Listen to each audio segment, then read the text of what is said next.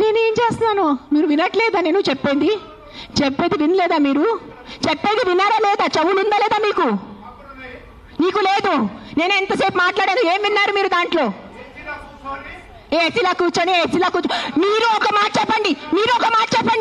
Accidents జరుగుతున్నాయి, మీరు వెళ్ళి హీరో హోండా కంపెనీ మూసేస్తున్నారా? బజాజ్ కంపెనీ మూసేస్తున్నారా? నో,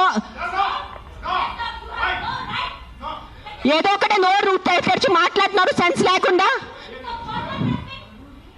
ఎంత చెప్పండి మీరు. 1 సెకండ్. ఈ రోజు యాక్సిడెంట్స్ జరుగుతున్నాయి, యాక్సిడెంట్స్ కోసం మీరు Maruti company, Hero Honda company అడుగుతున్నారా? నాకు అడిగే ఏ హక్కు ఉంది మీకు? నువ్వు ఏం చేస్తున్నావు ప్రాణాల కోసం? ముందు అది చెప్పు.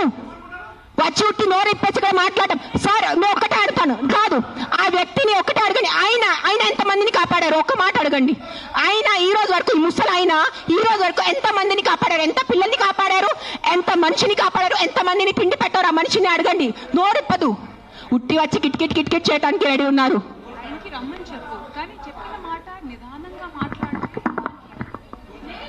ఎవరైనా జర్నలిస్టులు కానీ ఎవరైనా అడగాలనుకుంటే ఒక పద్ధతిగా అడగటం, ఒక రెస్పాన్సిబుల్ గా అడిగే విధంగా ఉండాలండి. అడిగే క్వశ్చన్ లోనే రెస్పాన్సిబుల్. మీరు చెప్తారా సార్? ఇప్పుడు ఆయన ఎవరు ఉన్నారనేది please, I mean with all due respect,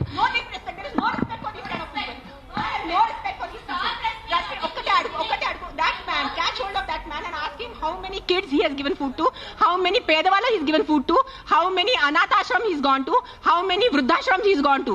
ఏం చేశారు ఆయన మనుషుల కోసం? ఆయన్ని అడగండి. సార్ ఒక్కటే రిక్వెస్ట్ సార్, మీరు రండి, ఆవేశంలో కాకుండా మీరు చెప్పిన మాట ఏమనుకుంటున్నారు అది మీరు కూడా కామ్ గా చెప్తే మేము కూడా దానికి కామ్గా. అయినే కాదు, ఈ క్వశ్చన్ ప్రతిసారి మన ముందుకు వస్తూ ఉంటది దట్